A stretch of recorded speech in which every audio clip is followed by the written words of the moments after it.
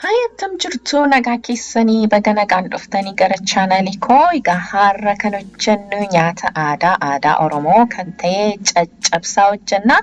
Caccabsaa garuu foon itti naqee xinnoo adda godhee kochee wajjiniin hojjedha.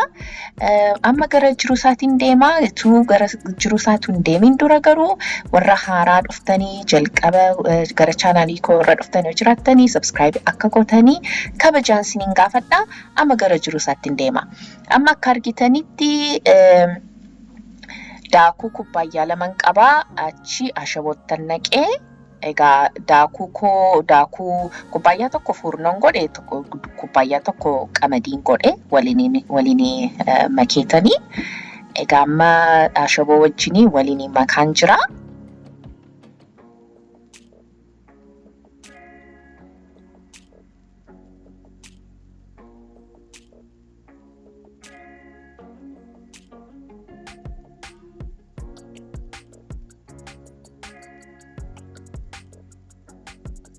Achi zayitii tannaqee zayitii akka gaariitti tannaqee kubbaayyaa 1/4 cup 1/4 cup tan godhe akkasumas immoo bishaanii waluma galatti kubbaayyaa 2 tannaqee garuu akka argitanitti bishaan xinnoo ishee xibxibichi gochaa sirrumatti bukeessaan jira. Egaa heelee biyya keenyaan qabu kanaaf maxxashaarraan godha. Kanaaf baay'ee furdisuu, baay'ee qallisuu. Kunooti gamma akka argitanitti bishaan xibxib gochaa waluma galatti akkasiniin jedhetti kubbaayyaa 2 tannaqee kunooti akkas ta'eera baay'ee furdannee baay'ee hin qallanne. Egaa maxxashaarratti godheetanii qixxaa kontoshaa jechuudha.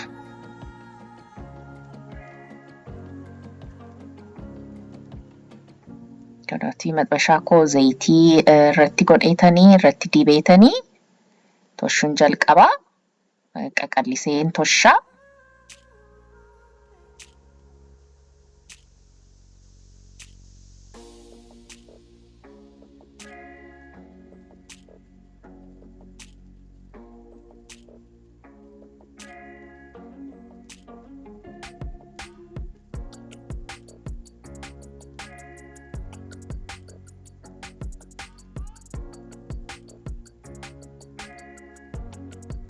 Qaqallisaan jiraanii egaa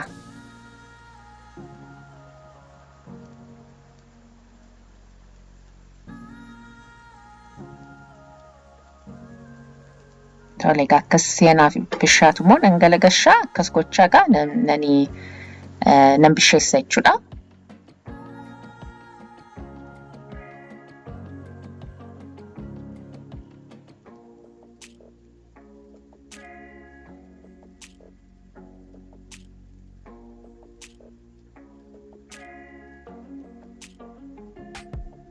Tole egaanii jalqabaa bishaateera amma immoo lammaffaan toshaa.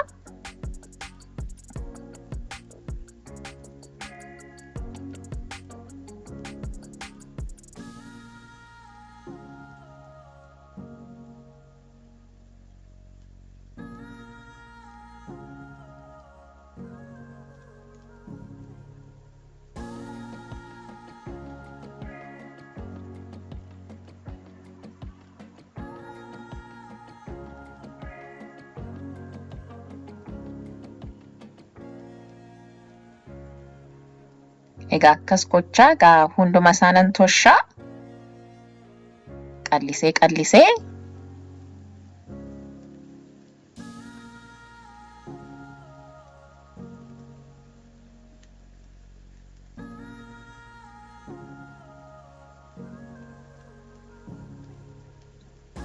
egaa hunduma isaa tosheetan immoo wal agarraa.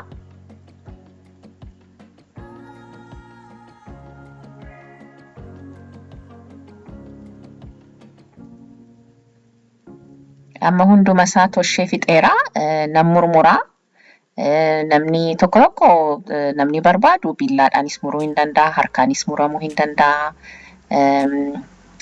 Tokko tokko immoo maashiniidhaanis namni murmuru jiru. Gaanii harkaan hin murmuree murmuraan jira akka argitanitti.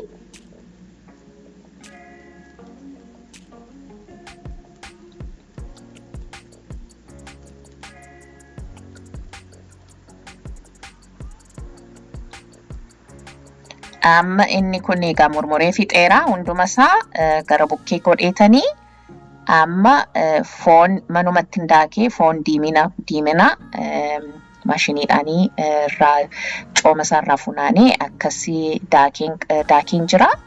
Amma maalattan naqaa mitmita yookiin mitmita isa jedhanii isa ittan naqaa. Akkasumas oogiyoo yookiin kororimaa daakame ittan naqaa. Amma naga'utti ilaalee sirriitti egaa nan sukkumaa waliin hin makaa. Egaa amma kitfoo yookiin kochii hojjechaan jira jechuudha.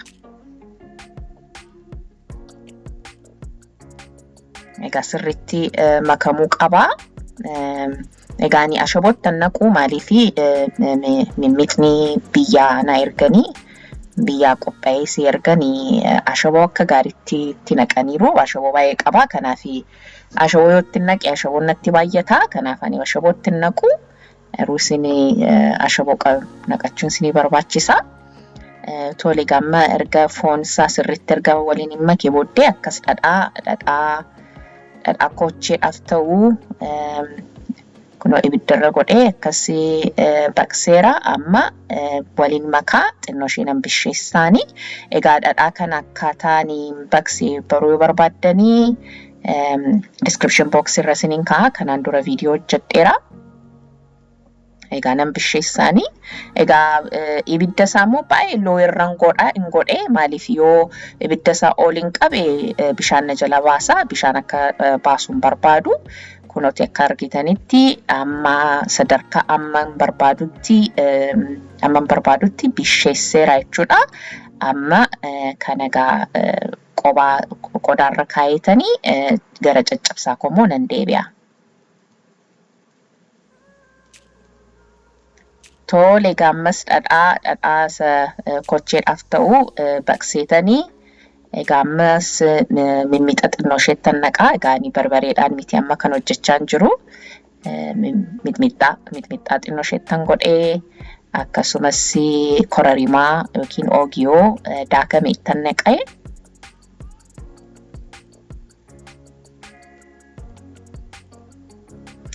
Isa booddee qixxaa caccabsaa isa waliin sukkumaa jechuudha.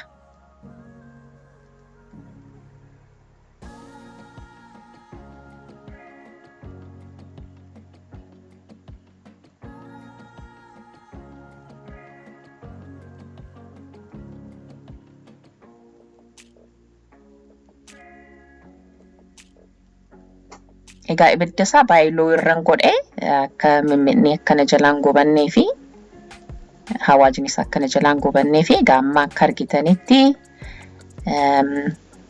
qixxaa isaa dhadhaa wajjin sukkumaan jira. Akka gaariitti egaa nan sukkumaanii kunooti akka argitanitti sukkumee dhadhichi xuuxee kana fakkaateera. Amma nan dhiyeessa. Kunooti akka argitanitti kocheessa sila argitanii gararraa irratti ka'an jira. Gajjallaatti kan jiru caccabsaadha.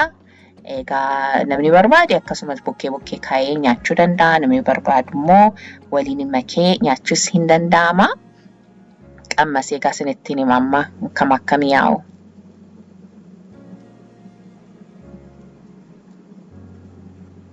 Waaw baay'ee mi'aawudha. Hin jaallattu jedhee nan abdadha. Hin jaallattan immoo laayikii naa godhaa, sheerii godhaa, sabskiraayibii godhaa. Egaa viidiyoo itti aanutti immoo amma ol agarrutti ulfaadhaa isiniin jedhaa. Baay'ee.